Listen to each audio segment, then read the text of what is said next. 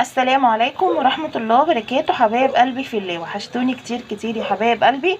كل سنة وانتم طيبين يا حبايب قلبي. اللهم بلغنا رمضان. احنا في ايام مفترجة دلوقتي، كل اللي له امنية ربنا يحققها له يا رب.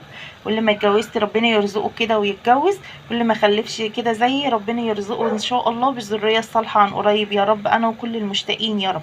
تعالوا بقى نخش نشوف، بما اني يا حبايب قلبي بطرمانات الصلصة غالية دلوقتي. طب وعلى ايه؟ طب ما احنا ننزل نجيب قوطة ونصلصها في البيت، وهتطلع احلى كمان من الايه الصلصة اللي بتتباع بره، على الاقل ما فيهاش مواد حافظة.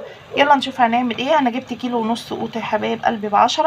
هنزل عليها بالتكاية اللي بتخلي القوطة ليها لون فظيع.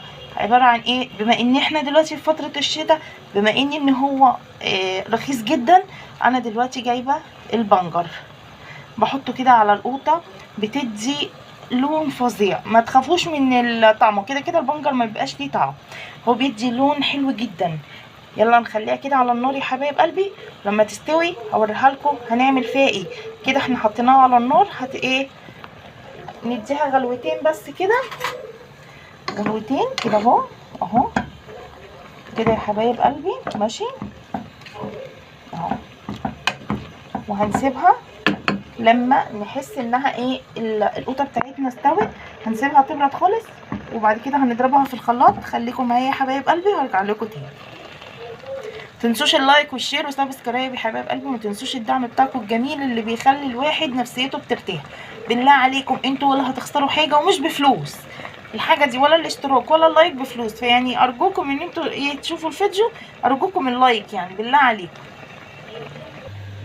كده بقى يا حبايب قلبي انا صفيتها، بصفيها اهيت بعد ما ضربتها في الخلاط، بعد ما بردت خالص، بعد ما سبت الايه القوطه استوت شويه، حسيت انها خلاص دبلت خالص كده، بروح واخداها بقى وعصرها في الخلاط.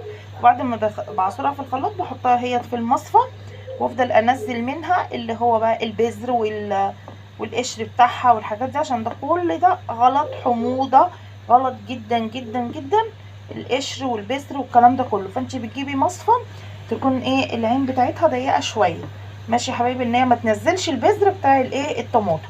بس هنعملها كده، وبعدين ما هنصفيها هنسيبها تغلي غلوتين، هوريها لكم بعد ما اصفيها وارجع لكم تاني. كده بقى يا حبايب قلبي الطماطم اهيت بتاعتنا، بعد ما حطيتها اول خالص حطيتها سليمه، قطعتها 4 حطيتها في حله، وحطيت عليها بنجرايه او بنجرتين، اي حاجه اللي يعجبك على حسب الكميه، بس انا عشان جايبه كيلو ونص حطيت عليهم واحده كبيره، قطعتها كام حتت كده، ورحت حطاها ماشي يا حبايب قلبي، وسبتها لغايه لما دبلت خالص، خدتها ورحت ايه ضربها في الخلاط.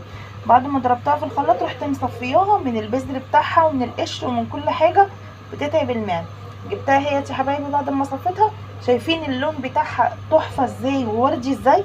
بصوا الجمال، بصوا الجمال عامله ازاي، البنجر بيخليها عامله ازاي، حتى لو هي مصفره الطماطم احنا حاطين عليها البنجرايه بتدي لون فظيع في قلب الطماطم.